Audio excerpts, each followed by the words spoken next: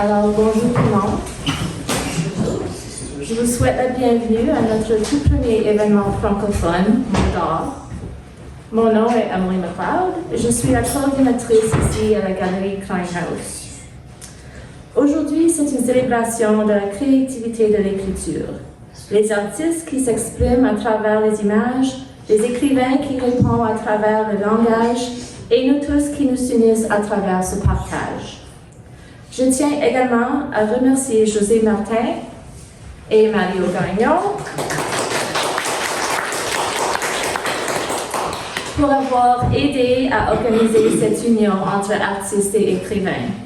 Sans leur aide, cette matinée n'aurait pas été possible. Et je suis heureuse de leur confier le déroulement de cet événement. J'espère que vous allez aimer et que vous serez inspirés. Merci. Bravo.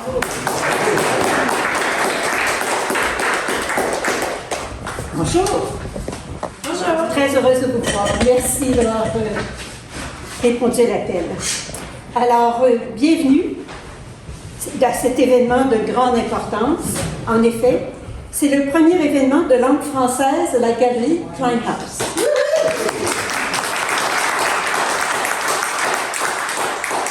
Merci à Mme Emily McLeod pour son appui et son encouragement.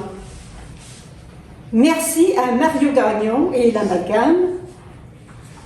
Lorsque Mario s'implique dans un projet, le succès est assuré. Et pour ceux qui le connaissent, il n'a que lui à dire « j'ai un projet » et tous nous répondons « oui », même sans savoir connaître les détails. Bon. Merci à M. Jean-Guy Pépin qui est ici pour filmer cet événement.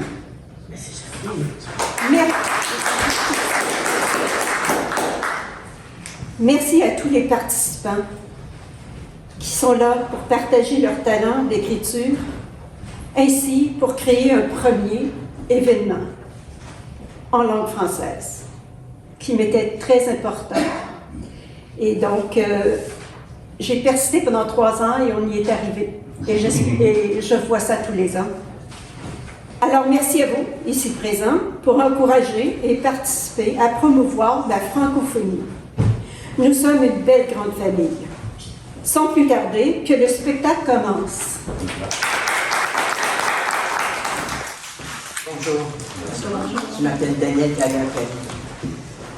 Moi, mon texte s'intitule « Un regard poétique sur l'objet de ma curiosité et mon admiration ». Dès mon arrivée, je me suis sentie interpellée par celui qui, à distance, me paraissait réservé, pour ne pas dire un peu effacé. Et pourtant, il ne cessait de me titiller, au point de m'inciter à m'avancer, timidement, lentement, à la dérobée, afin de mieux l'observer.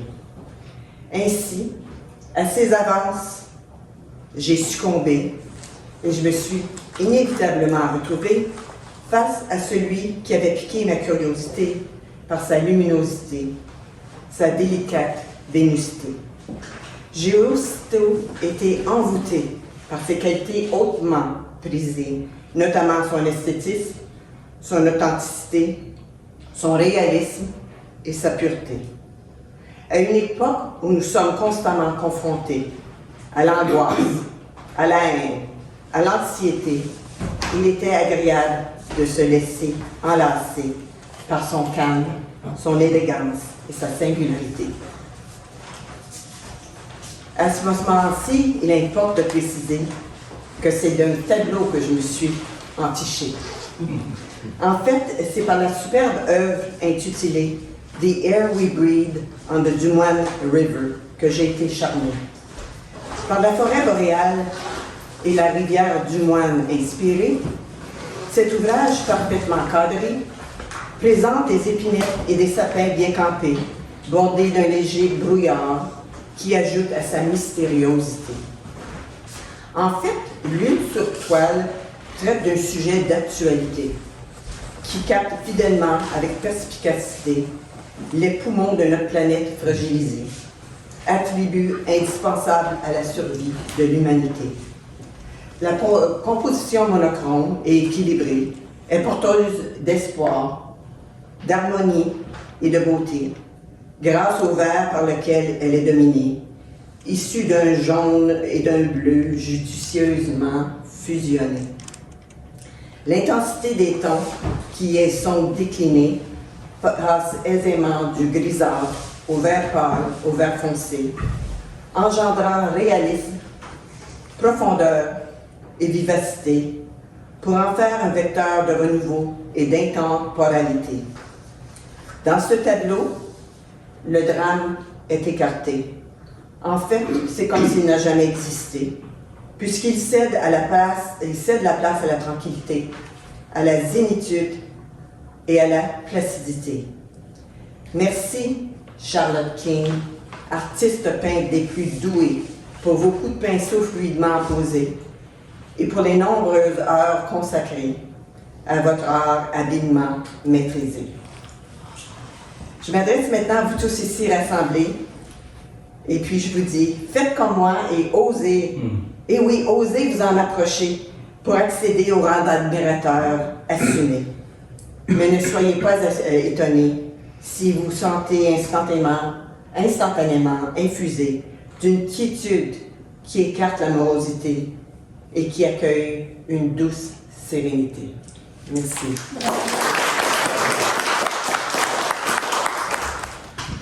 Bonjour, je me suis inspiré de Buntings. En français, deux traductions possibles, soit Bruant des Neiges, Bruant, ou Fagnon. Donc voilà, ça m'a inspiré ce cours ici. Je suis passé par là, au crépuscule d'une journée d'automne, dans le quartier de notre enfance, par le cul-de-sac où on a grandi. Des rires et des cris résonnaient, échos de parties de hockey de balle ou de jeux inventés dans la ruelle, des chamailleries et des alliances d'un soir, comme autant de souvenirs qui nous animent encore. Les soirs d'été, les voix de nos mères et de nos mères qui se berçaient sur les perrons sombres, après le souper, rejoignaient la voisine du 4 logis d'en face.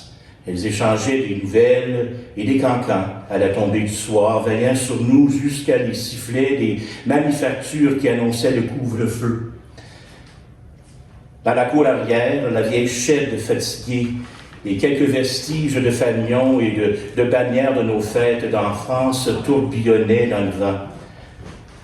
Ce qui restait de la vieille porte rouge derrière laquelle tant de souvenirs se sont gravés tenait à peine sur ses gonds. Par la fenêtre, derrière le rideau jauni et chiffonné par le soleil et le temps, j'apercevais les bancs et les vieilles chaises entourant les caisses de Kick-Cola empilées qui servaient de table. Autour de ces caisses, nous rêvions à nos stratégies de jeu, dessinions les cartes de trésor et partagions nos secrets. C'est là, complices qu'on s'était initiés au mystère du monde, nos premières confidences, nos défis idiots, nos rêves de grandeur et nos peurs partagées. Tous ces souvenirs sont éveillés comme une braise sous la cendre. Tous ces souvenirs ont ravivé la présence de ton absence jusqu'à t'apercevoir au seuil de la porte, comme la dernière fois qu'on s'est vu. Ton regard n'était pas le même, il était assombri par la maladie qui y rôdait. Pensais-tu être capable de voiler les soupirs du poids de la toile maligne qui se répandait en toi? Pensais-tu vraiment que le monde continuerait sans marquer les progrès de l'intrus sombre qui allait amener ton absence? J'aurais voulu m'asseoir une dernière fois autour des caisses de Kick-Cola et que tu me racontes où tu es parti tout seul dans la nuit. Si, d'où tu es, tu pourrais me dire ce qui reste d'après la vie, si un jour on se retrouverait pour revivre nos joies et nos peines. Si tu avais peur ou si tu avais été désespéré avant que ton âme glisse silencieusement dans la nuit. Je me suis approché pour te prendre la main, mais une faible neige qui s'est mise à tomber et le chant des oiseaux m'ont ramené au présent. Au crépuscule de cette journée d'automne, les bruyants de neige ont surgi soudainement, des flocons devant la vieille chaîne de notre enfance. J'aurais voulu emprunter leurs ailes pour que tu me guides, pour qu'ils me guident vers ton âme qui vacille peut-être entre la vie et l'oubli. Pour t'accompagner, pour que tu me restes pas pour que tu ne restes pas piégé dans les neiges éternelles. Mais les bruants m'ont confié et rassuré. Tu avais suivi leur chant. Ton âme avait été dirigée par leur passage et a trouvé son chemin hors de la tempête sombre et froide de ton joug.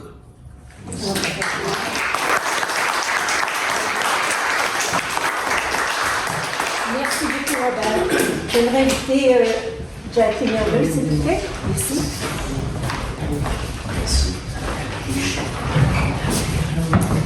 Bonjour tout le monde. J'ai écrit un petit poème, un haïku. Un haïku est seulement 17 syllabes. D'accord? Ok. J'ai pratiqué ça beaucoup avec mon mari francophone parce que je veux impresser vous.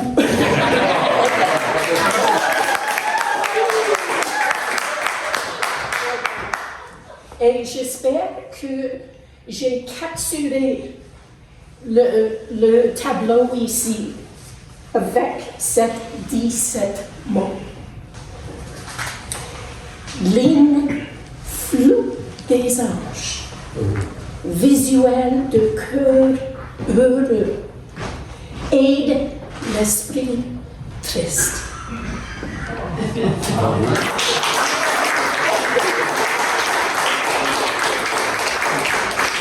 Merci beaucoup, Jackie.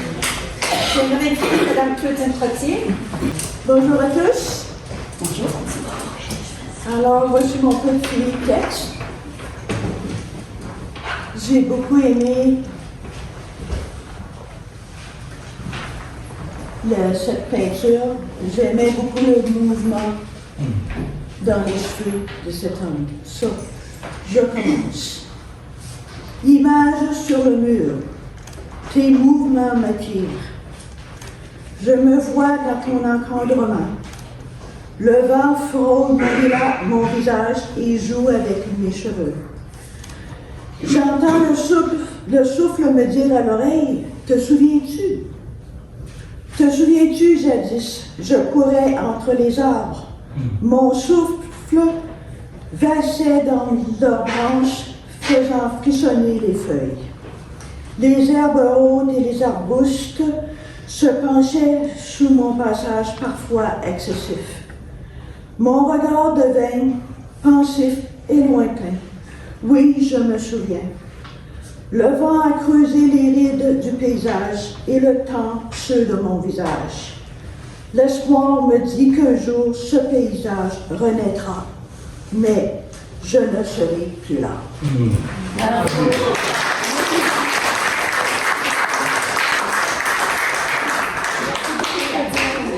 J'étais nerveuse.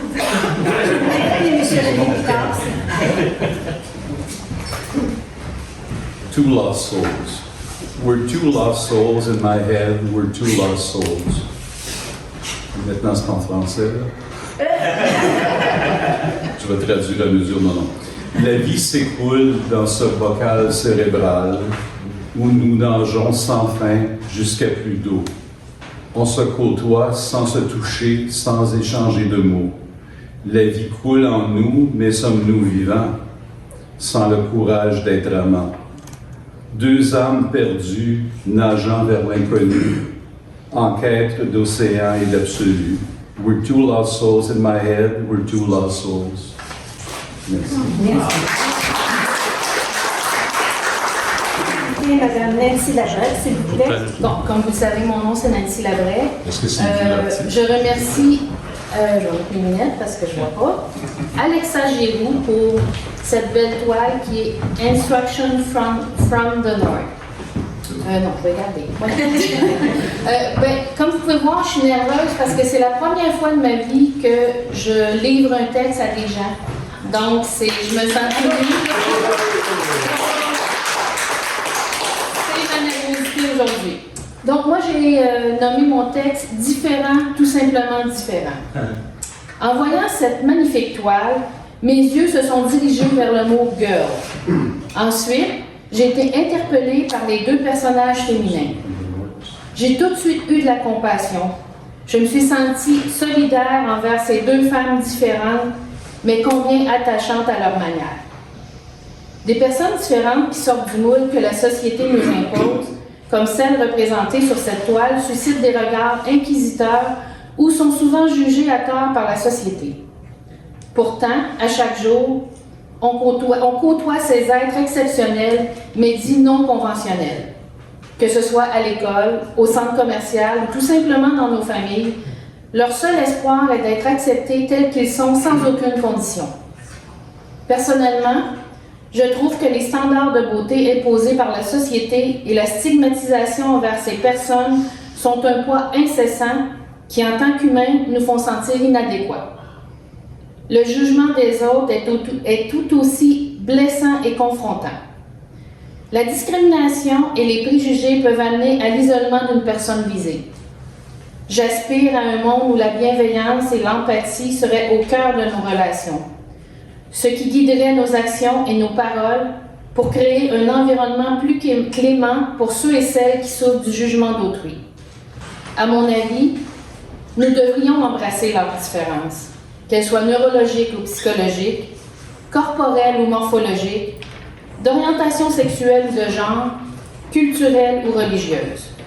Selon moi, chaque individu sur Terre a le droit d'exister et de s'y épanouir en tant qu'être humain et surtout d'être aimé à sa juste valeur. Quand j'avais 12 ans, j'ai eu le plaisir de faire une pièce de théâtre à grand déploiement à mon école primaire. C'est un projet pilote où pendant toute l'année scolaire, nous avons travaillé à monter Le Petit Prince d'Antoine de Saint-Exupéry. C'était une expérience vraiment enrichissante. Étant jeune, je ne comprenais pas la portée et le sens de tous les mots dans cette grande œuvre. Mais à présent, avec l'expérience d'une vie et l'empathie qui m'habite, toute l'œuvre prend son sens. Voici une citation qui m'avait quand même fait réfléchir à l'époque. Et voici mon secret. Un secret très simple.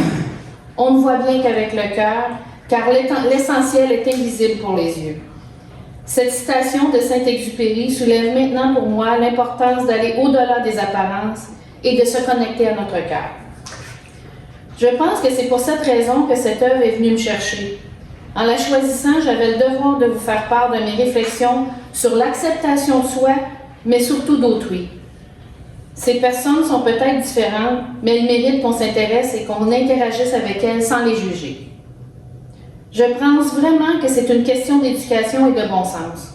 Pour ma part, je me considère extrêmement chanceuse d'avoir été élevée dans l'amour, le respect et l'harmonie. Mes parents m'ont toujours appris à ne pas juger les gens, de les accepter tels qu'ils sont, d'essayer de comprendre leurs différences et d'être bienveillants à leur égard. Ils étaient des parents ouverts d'esprit, sensibles et empathiques. Notre porte était toujours ouverte pour aider et écouter ceux qui en avaient besoin. Par le fait même, ils m'ont inculqué ces valeurs par l'exemple. Merci, grâce à vous, je me retrouve privilégiée aujourd'hui d'avoir été, dès mon plus jeune âge, éduquée et conscientisée à ce sujet, excusez-moi. En tant que parent, maintenant, mon mari et moi avons tout fait pour élever nos enfants avec le même état d'esprit. Si seulement la société pouvait être aussi ouverte d'esprit, peut-être qu'on vivrait dans un monde beaucoup plus doux.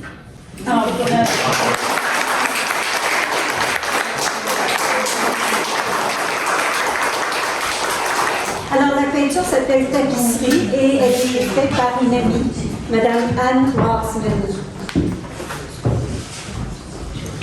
Et lorsque j'ai dit que je l'avais choisie, elle m'a dit « Ah oui, je l'avais déjà deviné. » Voilà. On en parle souvent, on se questionne tout au long des années, Et puis, un jour, on comprend. C'est un cheminement d'une vie. Ce qui nous rend heureux à 12 ans, 20, 40 ans se transforme sans cesse. Mais réfléchissons. Qu'est-ce qui crée le bonheur? Une couleur? Une chanson? Une caresse? Un sourire? On entend souvent « laisse aller »,« vis dans le présent ». Voici ma recette. Je suis la seule personne qui peut créer et sauvegarder mon bonheur. L'acceptation de soi, de ses talents, de ses limites et des changements est unique. Personnellement, cela m'a pris une éternité. Il faut bien en rire. La recette est si simple. S'aimer tel que l'on est. Aimer être par soi-même. Et puis, pour moi, comprendre que tout ce qui est matériel ne m'intéresse plus. La joie de ce tableau me donne une liberté de penser et d'agir. Aucune rigidité d'esprit, aucune restreinte. C'est une représentation de plusieurs chemins. Ils s'entrecoupent, s'entremêlent et donnent goût de découvrir encore plus. Sérieusement, le temps ne compte plus. Rester jeune n'est pas un calcul d'âge, mais une décision et un mode de vie. Toujours bouger, toujours apprendre, rester positif sont certains ingrédients de ma recette. On découvre le soleil, la beauté, la paix intérieure et la sérénité. De précieux cadeaux que seul moi peux créer pour moi. Est-ce que je peux changer le passé? Qu'en dites-vous?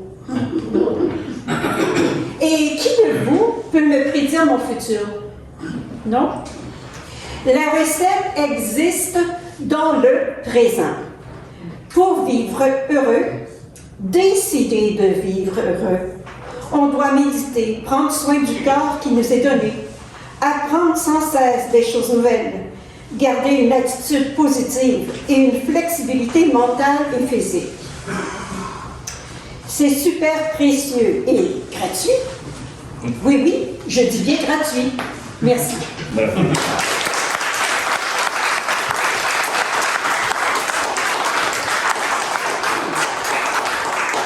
Bonjour. J'aimerais vous présenter Madame Lama Saïd Jama. Je m'excuse, j'espère que j'ai bien prononcé. C'est bon, c'est pas grave. Merci. Bonjour tout le monde. Alors j'attends mon tableau. Alors voilà donc le tableau. L'âme de ce tableau m'a obligée et insisté que je l'écoute, qu'il avait quelque chose à partager, que l'âme avait quelque chose à partager. Alors le message qu'elle m'a partagé, je l'ai intitulé L'or du dernier soleil. L'or, comme l'or. Voici ce qu'elle m'a dit. Je te parle, ne baisse pas les yeux, écoute, soutiens mon regard comme on soutient une vérité. Je n'épose pas, je demeure. Ma présence est un rocher que les vagues ont frappé sans jamais le déplacer. Le temps a passé sur moi comme un sculpteur stoïcien et patient.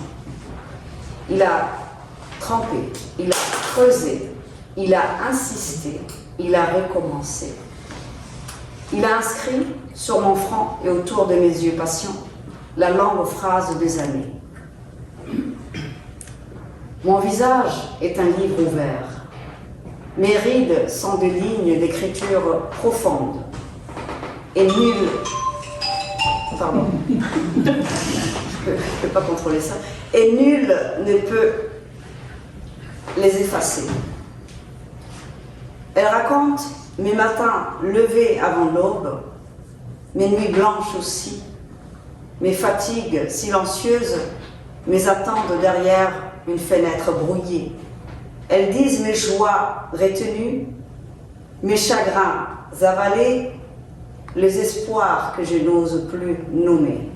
Et pourtant, rien d'amer. La femme que j'ai été, l'enfant que j'ai été, mes amours glissés sous la pluie revers, la femme que je suis devenue, je ne regrette rien. Si, peut-être, le courage que j'ai manqué pour le véritable amour de ma vie. Je regarde l'horizon gardien. Maintenant, je sais que tout passe, que tout revient autrement, que rien ne se garde intact. Tout sauf le battement de cœur. Ne t'étrangle pas, garde le pacte. Je ne suis pas un abîme de fureur. Ce que tu vois, ce n'est pas une chute sans fond. C'est la rosée du matin qui inonde la surface. Un lac immobile en surface, mais profond. Un rayon qui reflète l'azur sans trace. Une eau qui garde les saisons tombées en elle, sans jamais se troubler longtemps. Mes mains se joignent, mais pour contenir tout cela, l'essentiel. On pourrait croire que je suis dépassée autrement, que ma langue est lente, que ma voix appartient au passé. Mais ce que tu vois, en vérité, c'est la dignité du temps lorsqu'il traverse une âme sans la briser et la rend vaste tel un soleil doré de printemps. J'ai été transmis par le regard nuit ce que le temps m'a lentement appris. Ne crains pas la profondeur, ne crains pas la lenteur, ne crains pas d'être vaste. Tu ne seras pas une voix parmi d'autres, tu seras une présence. Et lorsque tu douteras, Constance, je t'ai vue avant que les mondes ne te voient. Va, deviens celle que tu es déjà. Toi, sois. Merci.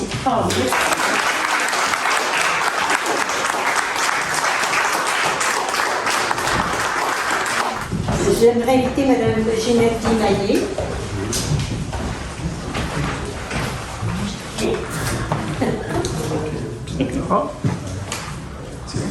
La première de deux versions sur un même thème. Oui.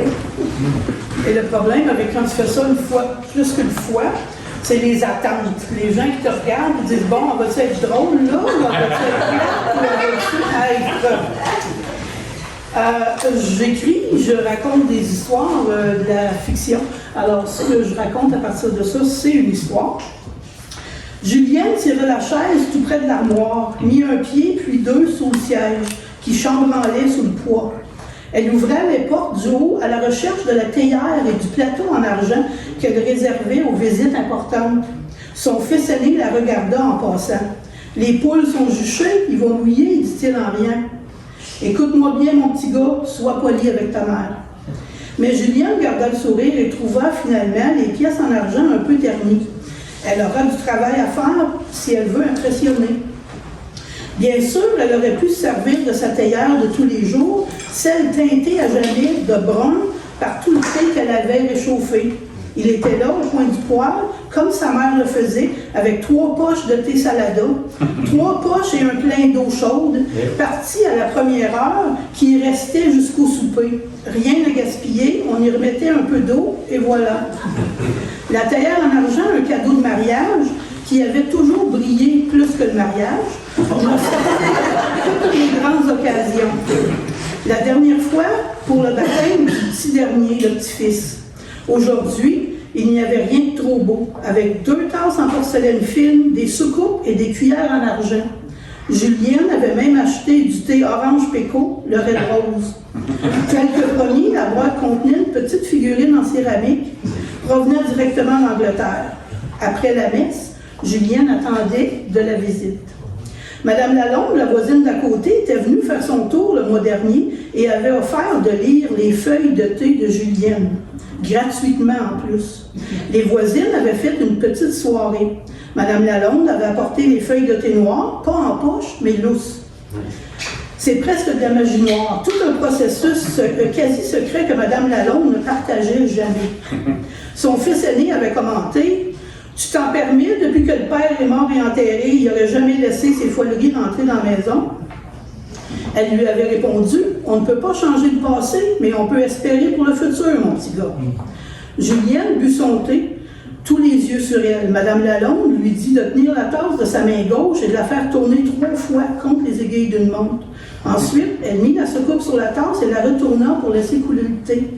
La tasse retourna ensuite à Julienne. Madame Lalonde regarda les petites feuilles.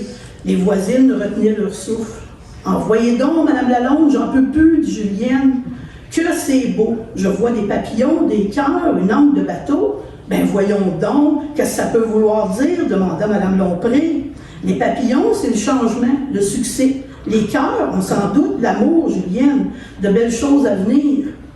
Et l'angle de bateau, un voyage? Pas en tout, c'est le succès, en affaires comme en amour.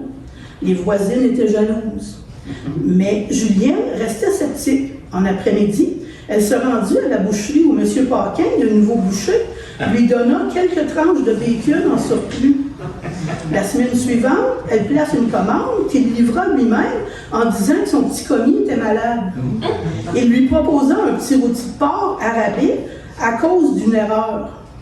Julienne, entendant encore les mots de Mme Lalonde, décida qu'elle était trop vieille pour se faire courtiser quelques tranches de bacon à la fois et prit les devants. Ce dimanche, après la messe, M. Paquin était attendu chez Julienne, la tailleur en argent l'attendait.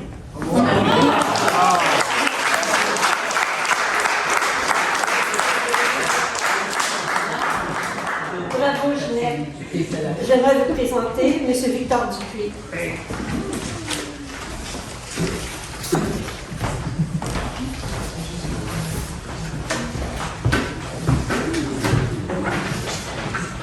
Bonjour, je me nomme Victor Dupuis. Merci à la Galerie Klein pour l'occasion, José Martin pour l'invitation, l'Amalgame pour l'association et Daniel Beaulieu pour cette magnifique création intitulée Life with Memories, mon inspiration. Je ne suis ni critique d'art ni poète, mais plutôt aubergiste et restaurateur à la retraite. J'avoue que cette œuvre me parla instantanément dès le premier regard. Alors, t'es vert, t'es blanc, t'es noir. Toujours tellement difficile de décider. L'embarras du choix. Pourquoi ai-je ouvert ce salon de thé? Puisqu'une brûlerie avec barista ne me tardait pas. Déjà 3 heures. J'ai à peine fini de remonter la chambre et la réservation du gîte arrive à cette heure. Revoyons. Draps et serviettes lavées et sèches au soleil, les nappes, les sous-nappes et les napperons repassés ainsi que les quais d'oreiller. La douche et les salles de bain nettoyées, l'air climatisé allumé, la musique d'ambiance sélectionnée, puis les petits chocolats sont placés sur l'oreiller. Une petite indulgence avant de sommeiller. Allô? Pour ce soir? Quelle heure? Si vous allez au théâtre, nous devrions vous asseoir par 6 heures. Cela vous donne le temps de vous savourer et apprécier notre table d'hôte et de souper sans hâte avant de vous rendre au théâtre. Par la suite, avant le rideau. D'accord. Votre nom? Pour combien de personnes? Parfait, à ce soir. Pardon? Oui, nous sommes licenciés. Oui, la table avec vue sur les mangeoires pour les oiseaux est disponible. Oui, oui, à côté des porte-patio. Je vous la réserve. À ce soir. Thé rouge, thé décaféiné, voire même un chai latte.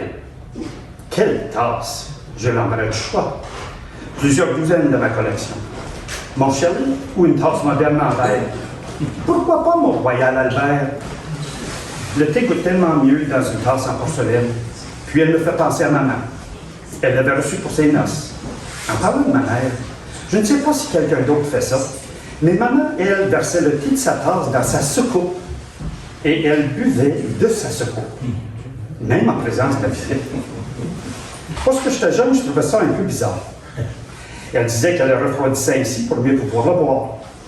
Des décennies plus tard, lorsque je me suis intéressé aux antiquités, j'ai découvert que cette pratique de boire son thé à partir de sa soucoupe était jadis chose très courante. Pratique commune et pas étrange du tout. À l'origine, la tasse de thé était plutôt en forme de bol et sans as, et la soucoupe, elle, était plus grande et plus profonde que celle que nous connaissons aujourd'hui. Cela s'apprêtait parfaitement à boire son thé directement de sa soucoupe. En fin de compte, maman n'était pas bizarre, mais plutôt connaissante sans le savoir, pratiquant des mœurs d'antan, retenue de génération sans le savoir, pratiquant des mœurs. Cette année, maman aurait eu 99 ans. Parti trop vite en 2003, maudit cancer. T'es nature, t'es avec miel, t'es avec lait. Ah, rebonjour et re-bienvenue. Oui, non. On vient de finir de passer l'aspirateur. Votre chambre est parée. Oui, toujours la même, au deuxième. Voici vos clés. N'hésitez pas à nous communiquer si vous avez des questions. Un Darjeeling, un Kimon ou un Jasmin. Enfin, quelques minutes à moi. Décidément, je prends la théière en argent. Quelle patine! Trop souvent, ces vaisseaux sont tellement polis qu'elles ont l'air tout neufs. Je préfère cette allure qui témoigne d'un usage régulier, comme un vieil ami avec qui on s'entretient quasi quotidiennement. Quoiqu'elle garde le thé bien chaud aussi et pour une bonne secousse. Je n'aurais pas à me hâter pour le boire. Finalement, c'est un Earl Grey qui m'interpelle à cette heure. Ça, avec un biscuit chaud du fourneau, des confitures maison, une petite crème anglaise. Ah, la vie est belle. Je m'installe dans le petit coin là-bas. Là, je ne me ferai pas déranger, mais je peux tout observer. Enfin, un répit. Assis seul ici, sans se sentir secoué d'un bord ou de l'autre, quelques minutes de détente avant le rush du souper. Cette tapisserie me chuchote tant d'histoires d'antan et me cajole comme un capot, évoquant confort et sécurité, repoussant toutes mes anxiétés. Entourée d'elle, elle m'apaise et elle me rassure. Elle me rappelle un air plus simple, moins compliqué, où le temps était compagnon et non patron. Cette tapisserie perdure et même ressuscite le temps, que ce soit du thé des montagnes grecques ou du thé des bois du Labrador, un thé chinois genre oolong ou encore un matador. Cérémonial, le matcha, médicinal, le chaga. Si on veut un arc-en-ciel, n'attendons pas la pluie. Les couleurs de ce breuvage se manifestent à l'infini. Jaune de camomille, rouge vif de l'hibiscus, orange doré du rooibos ou le rose du vinaigrier. Ma nouvelle découverte, le bleu royal. Ici de fleurs de pois de papillon, quand elles sont souples. Quelle que soit sa couleur, souvenez-vous surtout, toutes excuses sont bonnes lorsque vous rentrez chez vous. Goûtez à l'arc-en-ciel et sirotez sans raison, et si le cœur vous en dit, buvez de votre soucoupe. Yes!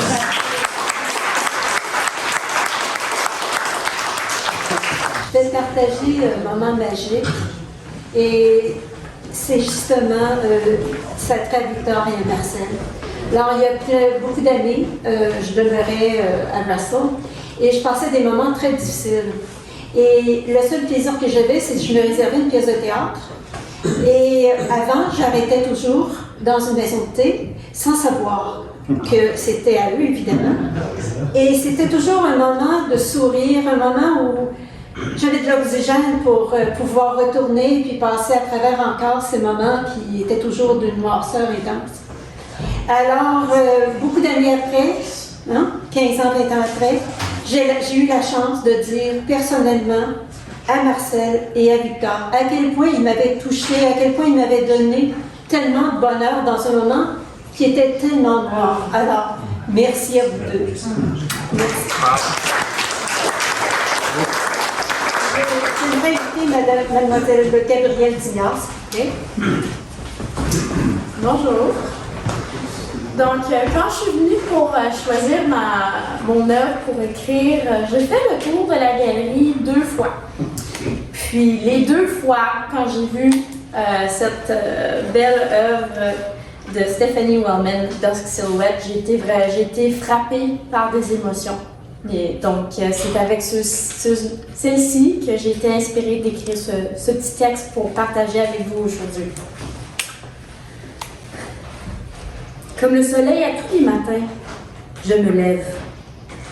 Parfois plus difficilement que d'autres, et le soleil bouge plus rapidement que moi.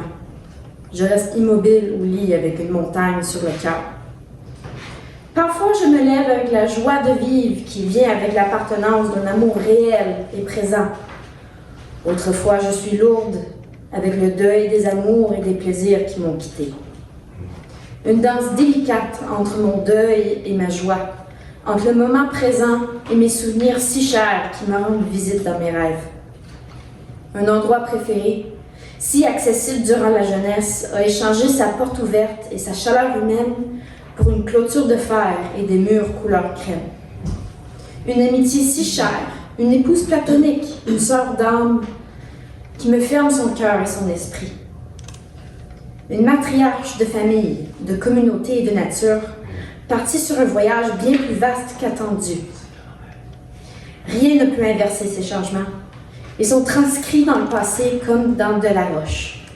Ce qui peut revenir ne reviendra jamais à son état d'Adam. Mais je ne me plains point de ce deuil, car les blessures qui y sont laissées sont le prix d'aimer si profondément.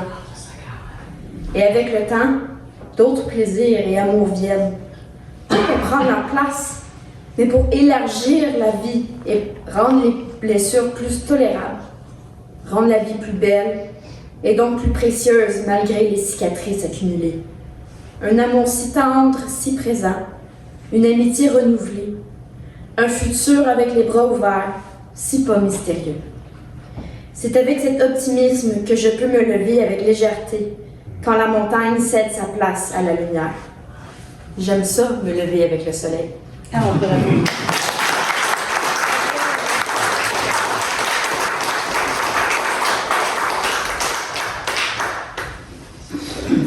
Et voici le tout dernier, M. Mario Gagnon.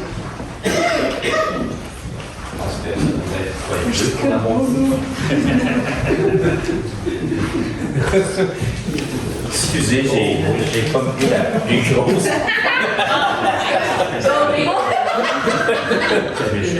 Fais-la à terre. C'est parce que j'ai des goûts riches, mais je peux pas me permettre de l'acheter.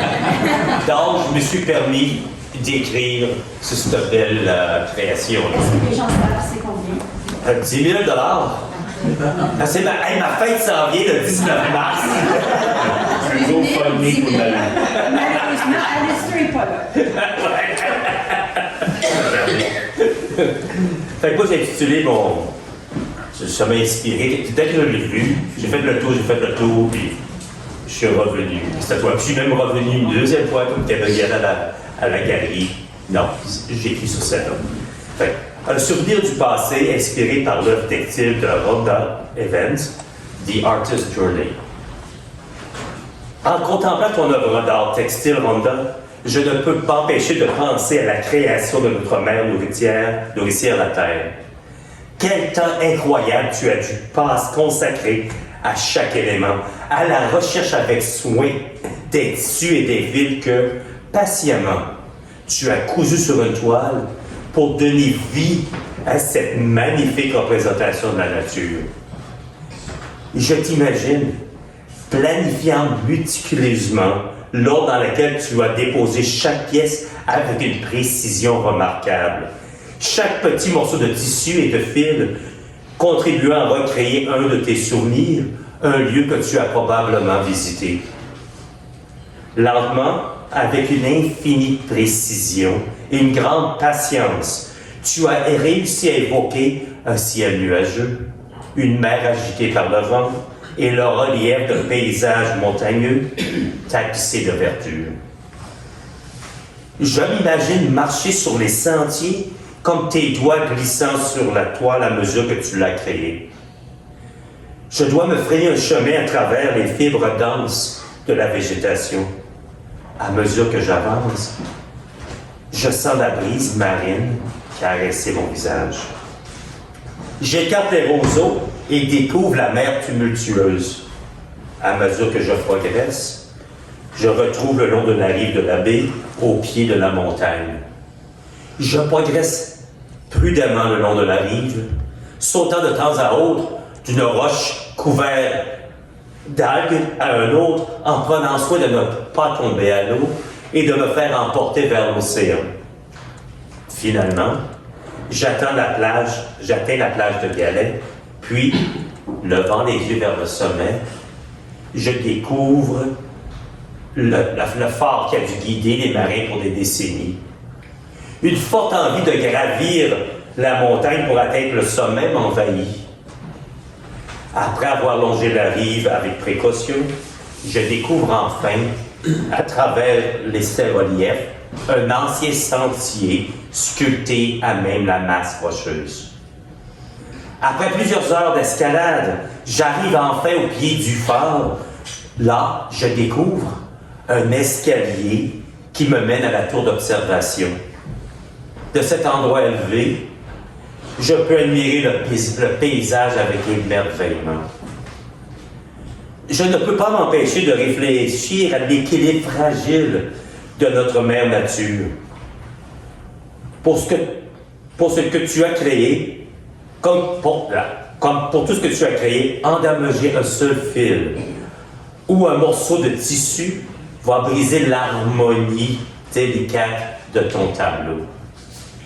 L'humanité qui habite la planète semble avoir de la difficulté à respecter et comprendre la balance fragile. Et un à un, les fils se brisent, se détachent, les morceaux de tissu se déchirent, ne laissant qu'une toile abîmée, exposant le canevas. J'aime à penser que les habitants de cette planète vont prendre les actions nécessaires pour que ta création, Randa, ne devienne pas qu'un souvenir du passé.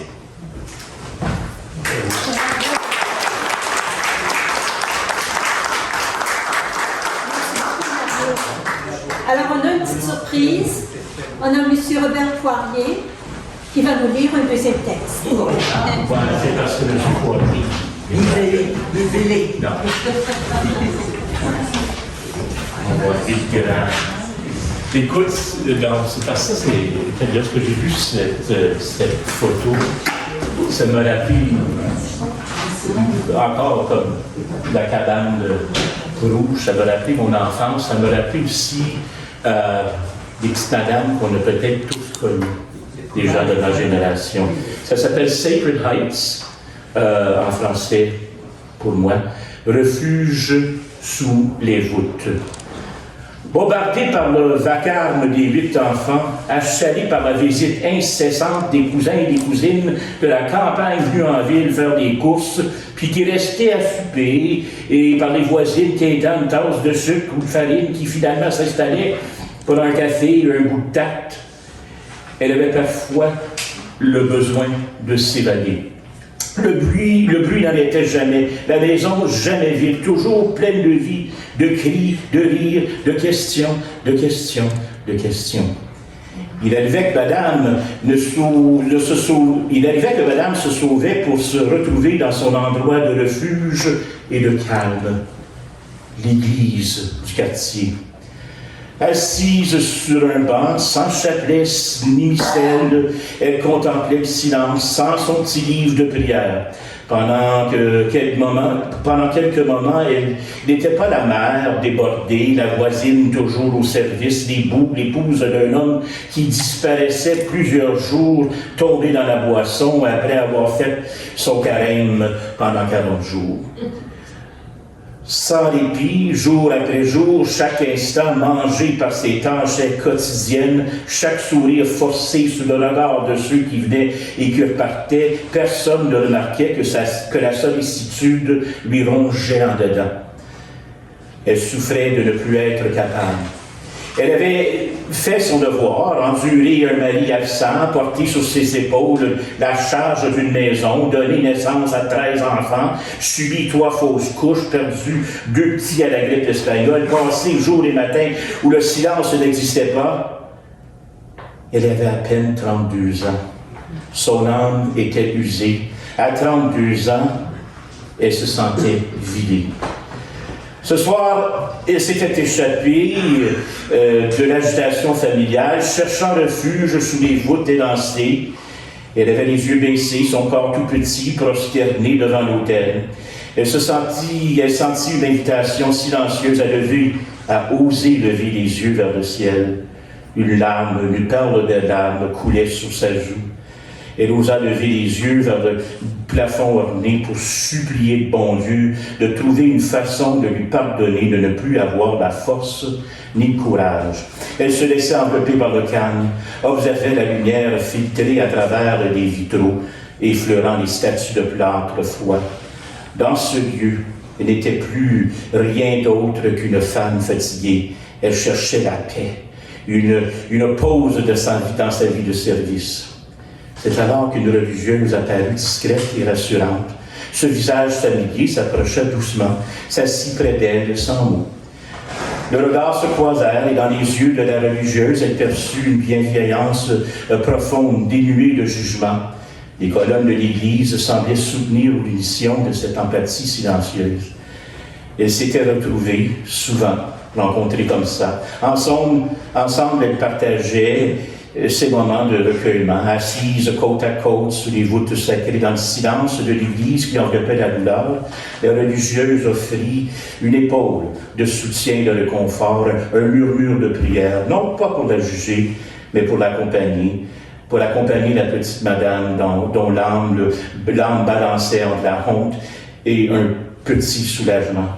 La madame fragile murmurait sa confession intérieure. Elle était incapable d'accueillir cet enfant qu'elle portait. Dans sa prière, la religieuse lui confie un secret de femme murmuré d'une génération à l'autre, un secret simple mais puissant. La mixture qui allait libérer des plantes à première vue indispensables pour la cuisine, mais dont elle connaissait les vertus, celle de provoquer les règles. Et lorsque la madame quitta l'église, son cœur était apaisé. Elle portait la gratitude envers cette religieuse qui, par son soutien, avait transformé la honte en acceptation, la solitude en partage, les voûtes des colonnes. L'espace sacré était devenu les témoins silencieux de sa renaissance intérieure. Dans ce lieu, elle avait trouvé le courage de choisir et la paix qui lui manquait pour continuer.